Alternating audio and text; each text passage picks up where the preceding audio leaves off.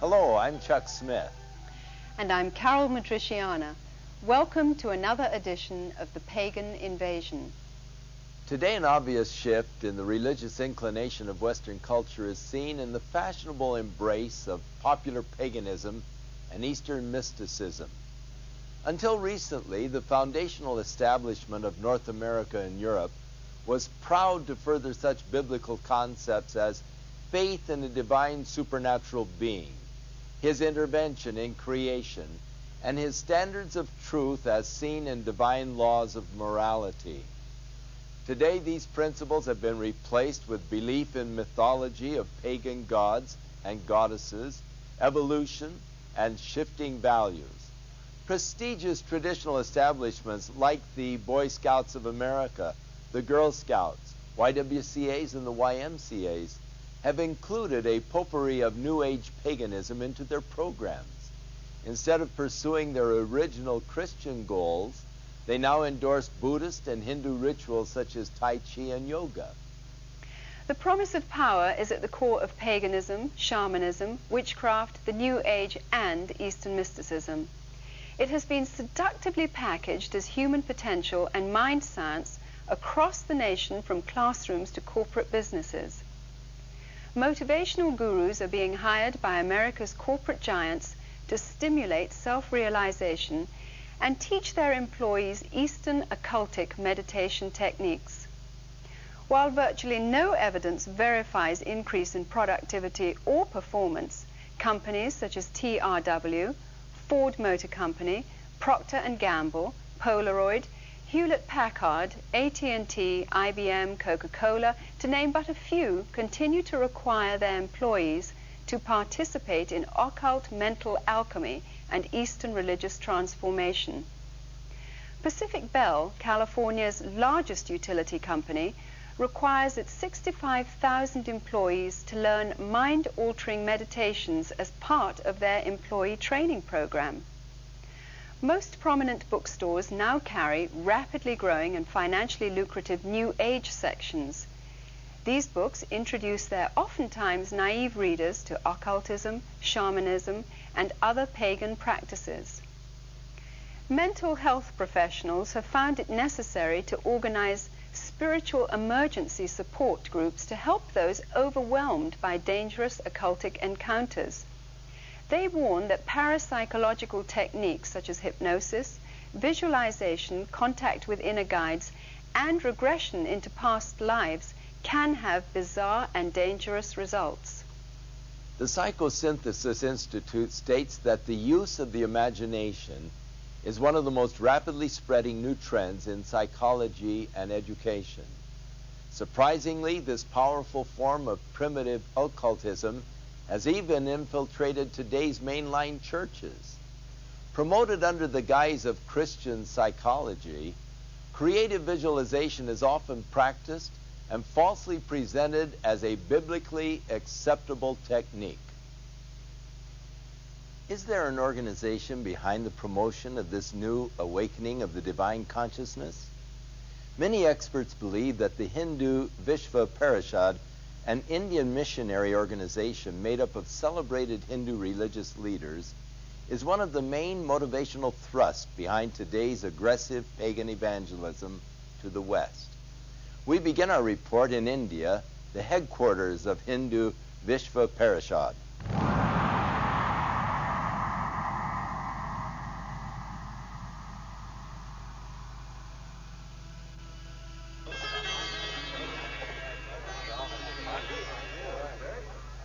Once a religion for Indians alone, Hinduism has become radically evangelistic through adopting the principles of Christian missionaries who introduced cultural and social reforms in India.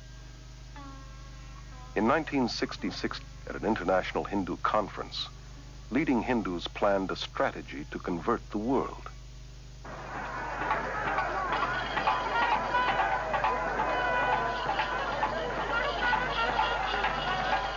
The gurus were chosen as the first crusaders,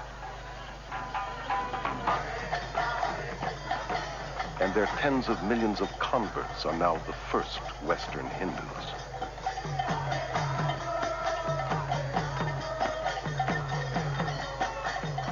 the World Congress of Hinduism in 1979, a spokesman declared that our mission in the West has been crowned with fantastic success. Hinduism is becoming the dominant world religion, and the end of Christianity has come near. At the 1981 TM conference in India, a spokesman stated that the entire mission of TM is to counter the ever-spreading demon of Christianity. Behind today's aggressive campaign for world Hindu domination is a secretive organization called the Vishva Hindu Parishad. It is the world missionary organization of Hinduism. Paragraph 4 of its constitution says that its aim is to establish an order of missionaries, both lay and initiate, the purpose of propagating dynamic Hinduism. The Hindu Vishva Parishad magazine clearly states that yoga teachers throughout the world are the front missionaries of the Hindu religion. Western teachers themselves may not realize that they are being used by India's Hindu leaders in this way, but they are. While a guru-disciple, Prema Nayak was an accomplished yoga teacher for 10 years. Yoga teachers are blind leading the blind. They themselves do not understand what they're into. They don't have any idea what they're teaching. This is really being used to reach the souls of students and innocent people in this country and other countries who come for an exercise class. As I look back on it, I see it was a subtle infiltrating of my beliefs and ideas. It totally changed my worldview. It gave me little or no moral standards by which to guide my life. I was becoming a Hindu, and it was a very big deception. The Vishva Hindu Parishad's plot to convert the world to Hinduism has created thousands of New Age worldwide networks with tens of millions of converts, all working for a new one-world government. Through the repackaging of yoga, the Western mind is being systematically conditioned to accept a neo-pagan worldview. Combined with New Age thinking, it claims to offer more integrity, selflessness, goodwill, freedom, and says it is the very alternative to Christianity's narrow way. Yoga is really part of our society now. It's being sold everywhere as technique for relaxation, for becoming unstressed, brighter, more beautiful. The self-centered world of glamour promotes yoga, meditation, and visualization techniques as a means to a healthier and more beautiful body, mind, and spirit. Spirituality is in, but with an anti-biblical meaning. Even relaxation has become a spiritual quest for one's so-called full potential through holistic massage, isolation tanks, and hundreds of other New Age techniques. Most of the 2,000 YMCAs across America offer yoga classes. And nearly 2/3 of all universities and colleges make yoga available as part of the curriculum. Many of the people practicing yoga that I have met say to me that they only practice it because of the physical benefits. Any Hindu would tell you, however, that there is no yoga that is purely physical. One of the first things I learned in my teacher's training class was that I must talk to the students about the philosophy behind yoga, that this was just as important as the exercises. I will count. Relaxation at the end of yoga class is really hypnosis, where each part of the body is relaxed.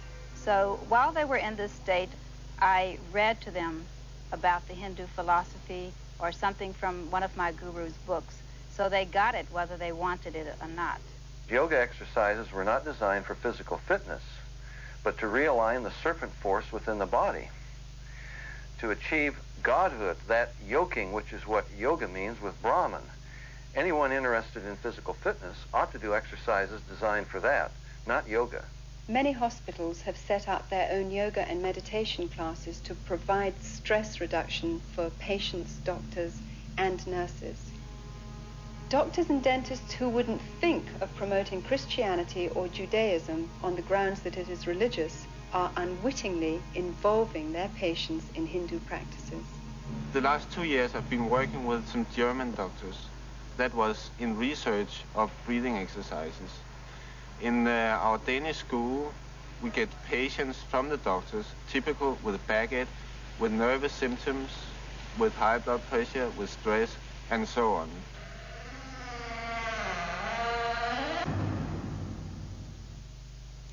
Appearing in the film Gods of the New Age is Dave Hunt, an internationally recognized cult expert and best-selling author of more than a dozen books dealing with Eastern mysticism, psychic phenomenon, cults, and the occult.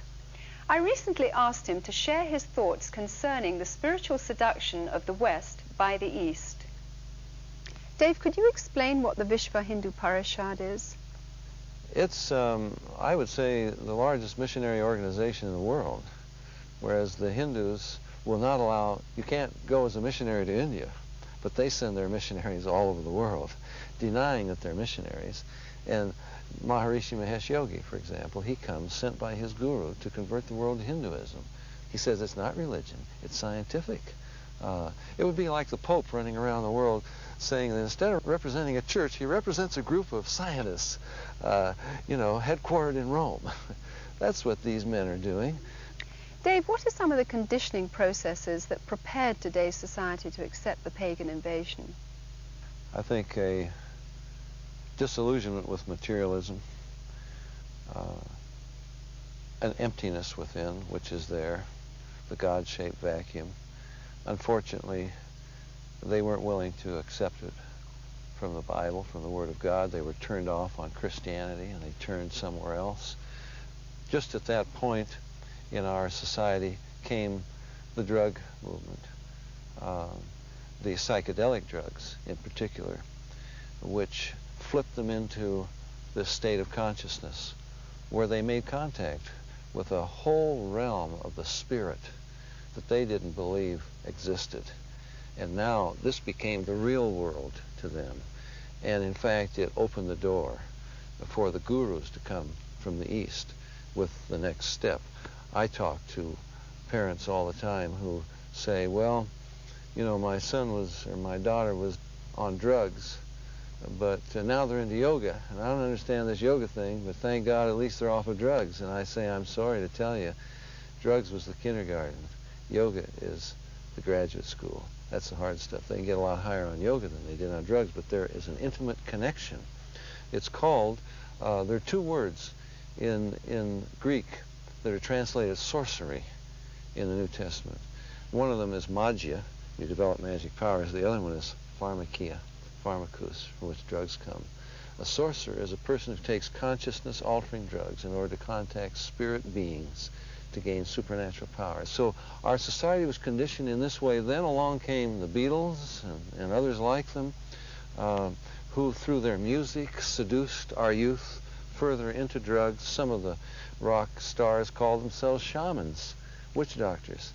And through this beat they get into this state and so forth. So our society has been conditioned in many ways to embrace this. And then, of course, the human potential movement, the idea that we have the power within. If we only get into an altered state where we can tap in, learn techniques for tapping this power. So our society has been ripened. We're just ripe for this pagan invasion. Can you explain the difference between biblical counseling and psychology? Well, biblical counseling is based upon the Bible. You counsel someone from the Bible. And the Bible is complete in itself. It claims to have all the answers that we need from a spiritual standpoint. It doesn't offer us mechanical answers for our automobile or medical answers, but it does offer spiritual answers. Now, psychology, Carl Jung said psychology is the study of the psyche, the psyche, the soul. And he said we don't know what the soul is. So it's another religion. It's an attempt to deal with the spiritual side of man from a humanistic standpoint. It does have its roots in the pagan world, in Eastern mysticism. For example, you can very easily see the connection between Freud's two major theories, the unconscious mind and psychic determinism, that what we are today is caused by the prior experiences of, our childhood. That's what reincarnation teaches. That what's happening to me today, what I am today, is the result of my prior experiences been in a prior life. Very close relationship.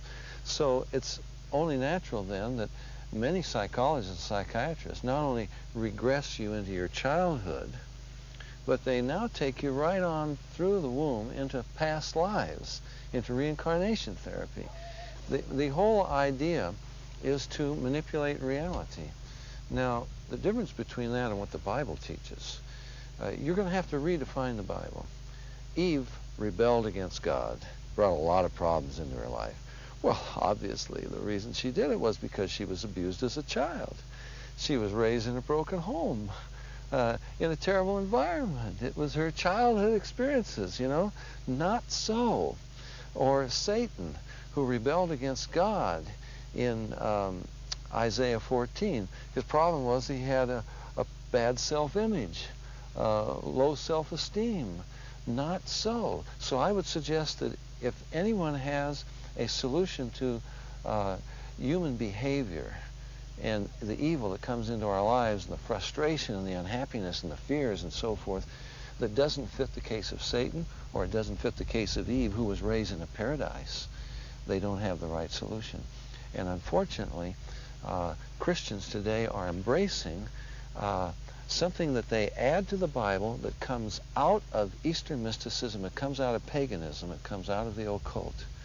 It comes from godless anti-Christians, and they're now somehow joining Freud with Christ, Carl Rogers and Maslow and so forth, for a new kind of therapy, a new kind of counseling that mixes the Bible in with humanistic psychology. Many doctors and nurses today are obliged to pursue folklore and shaman medical techniques labeled as scientific. In Britain, government-financed national health doctors advocate the practice of transcendental meditation instead of conventional medicine.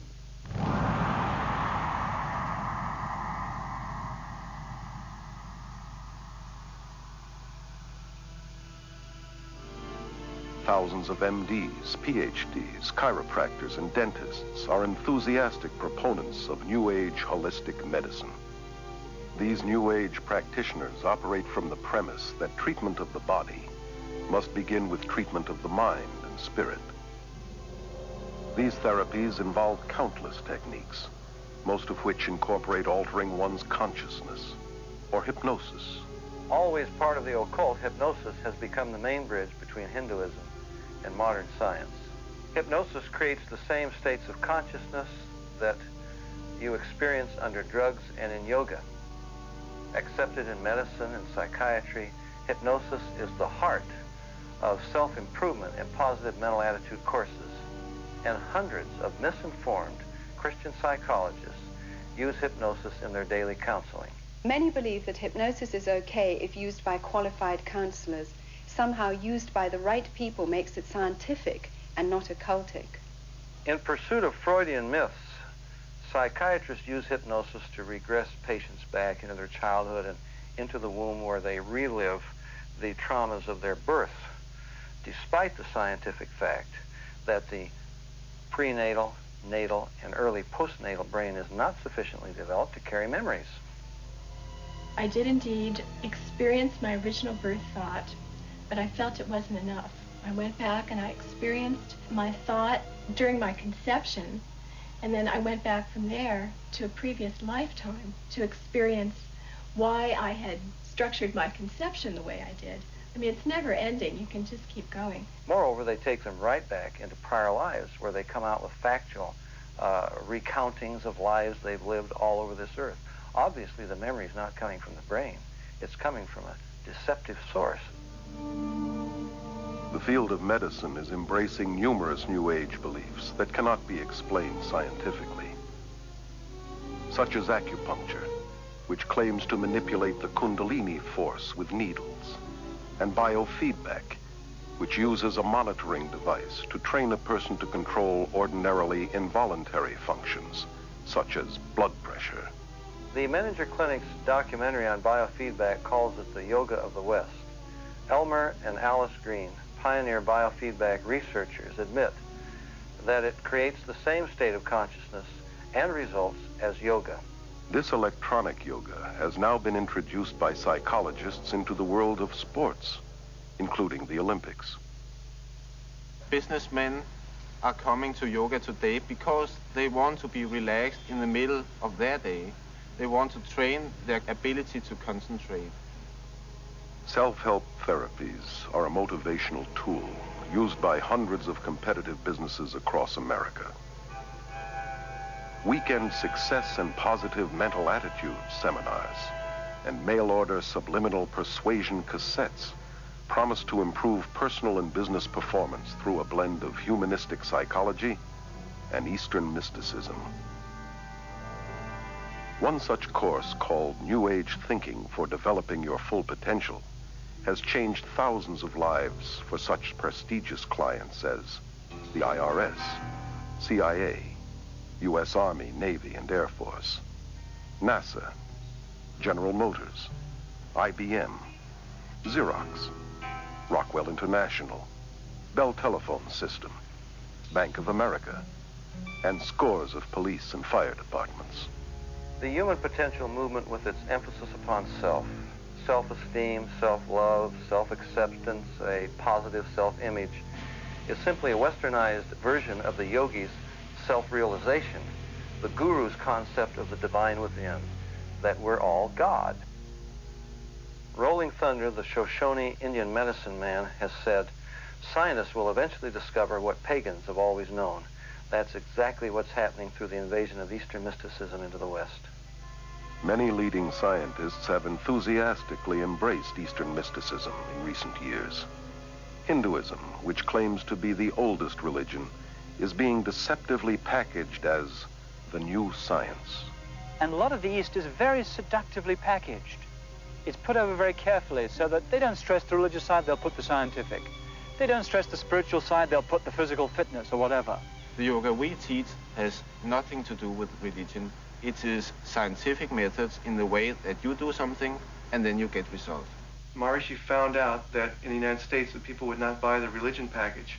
So offered the scientific package, started getting scientists involved, started to do experiments on meditators such as the breath rate, the brainwave patterns, etc. And when they found out that the metabolic rates lowered during meditation, they found they could present it scientifically and people would buy it better that way. Even as teachers, we were taught the puja ceremony. We were bowing down to Hindu gods, and yet we didn't really feel we were teaching a religion. I think that's extremely deceptive and dishonest, because the deeper you get into it, for instance, as people are initiated and so on, what they're taught is the pujas and the basic words and the rituals that are Hindu worship. Of course, many Englishmen and Americans don't realize what the words mean, but if they just asked what the Sanskrit meant, they'd realize that's fundamentally religious, and the whole thing is basically, in that sense, dishonest.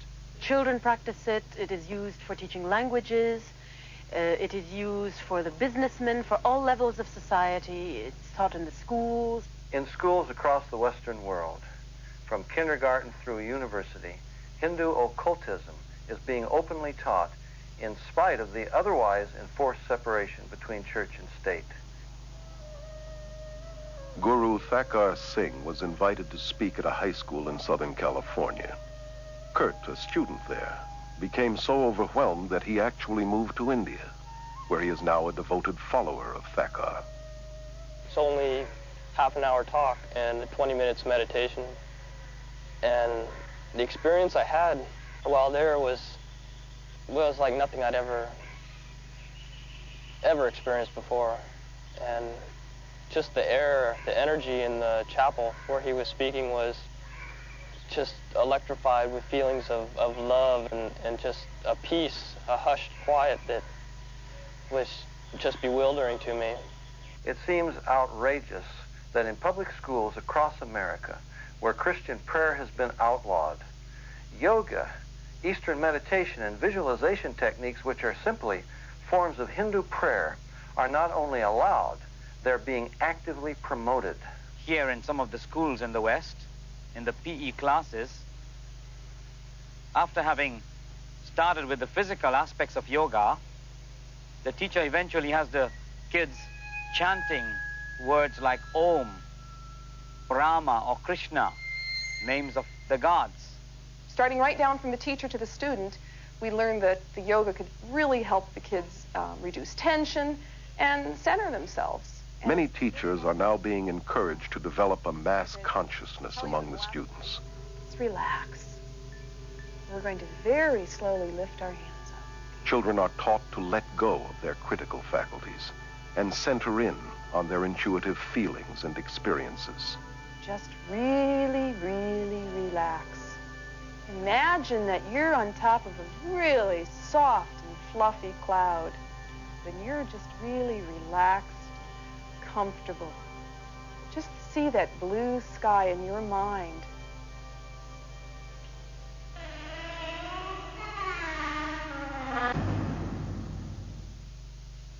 Visualization is an important pagan concept and technique. This is being used by seminaries and pastors today. Can you make any comments on this? The most powerful occult technique is visualization.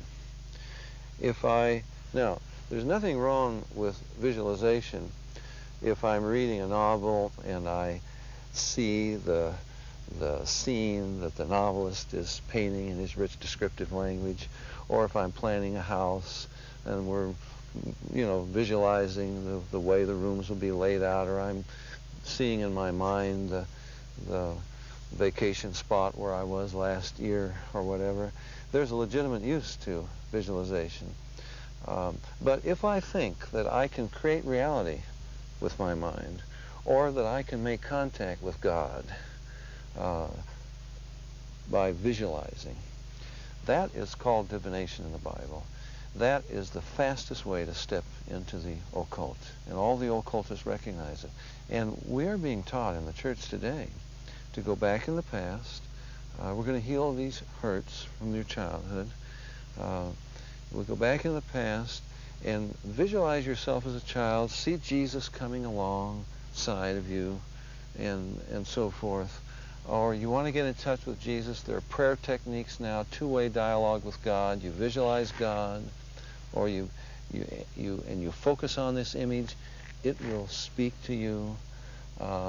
There are people who get into inner healing and they visualize Jesus, and suddenly they say, it was no longer my mind in control, but this image that I have conjured up in my mind of Jesus took on its own life and began to talk to me and guide me. Now they've made contact with the spirit world. And you don't call from the right hand of the Father on high, the Son of God, as your private guru to appear before you and talk to you anytime you please. Now, if Jesus chooses to appear to someone, I'm not against visions. If Jesus appears to you, I've got nothing against that if it's really Jesus. But if you initiate this, you cause it to happen, that's called divination. And God is not going to be at your whim, and He's not going to come. Now, you could take a popular book on meditation out there, Celebration of Discipline.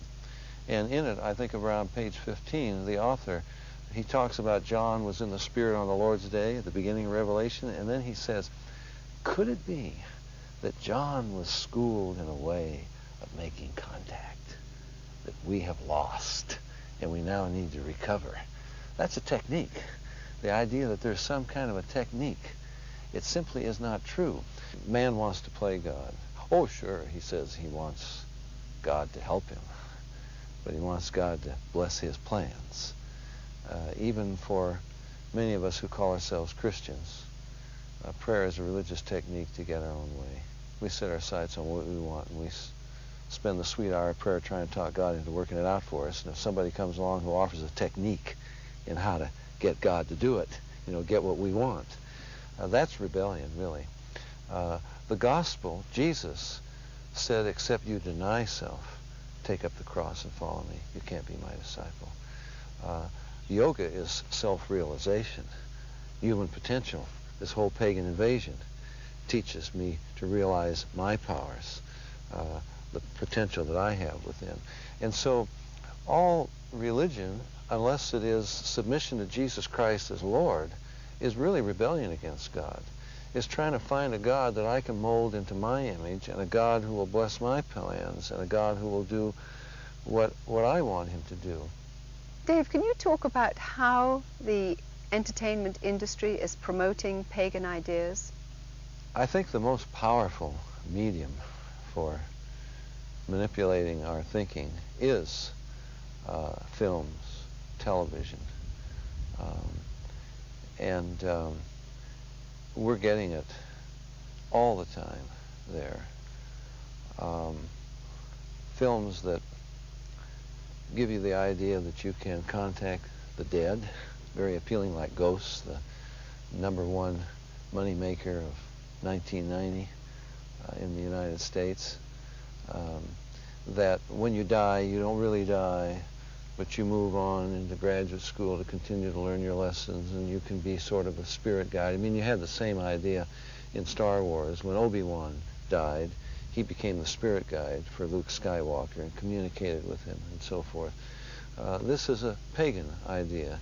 It's been around for thousands of years, and it's being embraced now in the Western world. The idea that we can develop supernatural powers. Again, back to creating reality with our mind. Back to the lie of the serpent in the garden, that I can become a god on my own. Now, it's in children's cartoons. From the Smurfs to Masters of the Universe, you've got your little granddaughter running around saying, "Shira, Princess of Power." And I don't need Jesus. I've got Shira, you know. Now, in one sense, you could say, well, this sort of thing has been around forever, fairy tales and so forth. There's a big difference today. When I was a boy growing up and I read Buck Rogers and Flash Gordon, it was fantasy. Today, that's no longer the attitude of our young people, for one good reason. Science fiction proved to be predictive, prophetic. The H.G. Wellses and the science fiction writers from the past were prophets. When I grew up and I read about space travel and all this kind of stuff, you know, television, etc., we laughed at it. It happened. So the kids that are watching television and seeing these science fiction films today, they look upon this as something that can be attained. Yes, we can attain it. So they are seduced into this whole world of magic in a way that I never was as a child when I grew up. While the classrooms have become the pulpits for New Age Hindu occultism, another major source of influence is the media.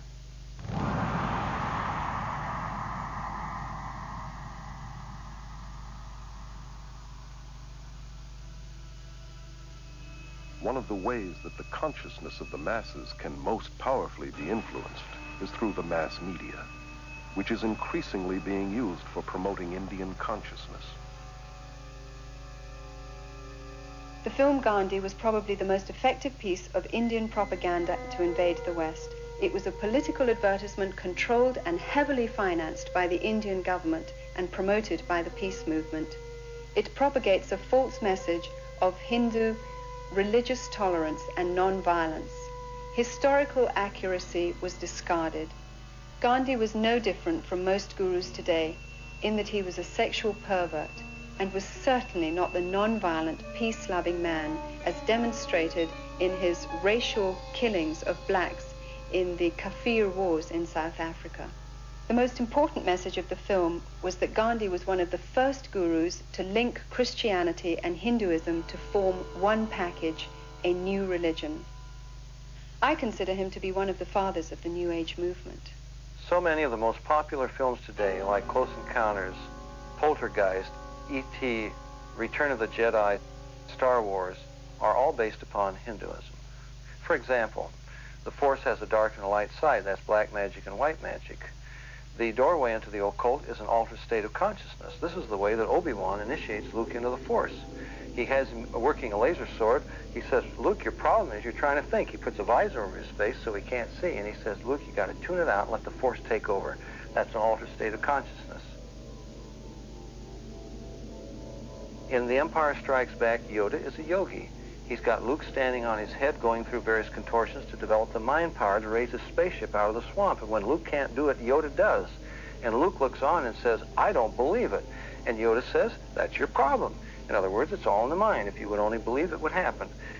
A child can understand the dark and light side of the Force. And to understand the Force is to understand basic Hinduism. George Lucas, creator of the Star Wars series, is in real life a devout believer in the Force, which he says can enable anyone to read minds, see past and future events, levitate, and plug into a nether world of psychic energy. We are raising an entire generation of children under the bombardment of cartoons and television shows and fantasy role-playing games and movies that are telling them that the occult and Eastern philosophy is a wonderful thing, not something to be afraid of, not something ugly and fearful, but something beautiful with the darling reptilian creatures with the great psychic powers that are drawing these children into an acceptance of things that are dangerous beyond anyone's comprehension. The minds of children are being trained in the use of the supernatural and taught the principle of creating what seems like reality through Hindu psycho-spiritual techniques of mind power. Dungeons and Dragons, for example, requires participants to mentally murder, rape, torture, and otherwise commit mayhem with the aid of occultic powers. In at least one popular game, Hindu deities like the goddess Kali are invoked. Hindu religious techniques, including repeated chants, visualization, and casting spells, are used to overcome enemies. For you students who are new to our fantasy games class today, we're going to be playing Dungeons and Dragons, and I'd like to talk about a few of the advantages of using Dungeons and Dragons in a classroom. You may be wondering why you get to play games in school time. These games are used in gifted children's programs throughout the United States. A clear majority of state-supported schools and colleges incorporate them into their curriculum. And we call this an integrated curriculum. You guys are kind of familiar with that. You may encounter some violent creatures on the way, but the object is to be able to dispose of this ring that is the symbol of evil in the kingdom of Middle-earth.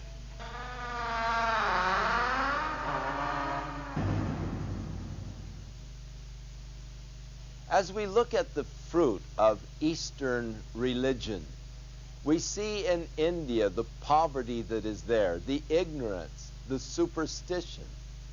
It seems just totally unthinkable that in our Western culture that has been so blessed because of the Christian influence, that we would leave the Christian influence and begin to embrace the religious thoughts and ideas of the East. But unfortunately and tragically, that is exactly what we see happening today. As in the church, people are being encouraged to visualize the things that they want. They are taught that by faith they can bring into reality anything they desire. And the sovereignty of God and the control of God over man has been twisted so that man becomes the sovereign and God becomes the genie that must obey the demands or the desires of man. Surely we need to get back to biblical Christianity, and we need to forsake these principles and practices that are being espoused by even church leaders, principles that go back to actually the metaphysics or to the Hindu beliefs, the think and grow rich concepts. You can have whatever you visualize, but we need to realize that God is in control of our lives, and we should want God to be in control of our lives and just submit ourselves to that which He knows best for us. Within all of us, there is a God-shaped vacuum, Throughout the ages, man has attempted to fill that void with the things of the world. But it is only through a relationship with our Creator that we can be truly satisfied. His Holy Scriptures reveal the way in which we can be reconciled to God, and that is through the provisions of His Son, Jesus Christ. I'm Chuck Smith. And I'm Carol Matriciana. Join us again for another edition of The Pagan Invasion.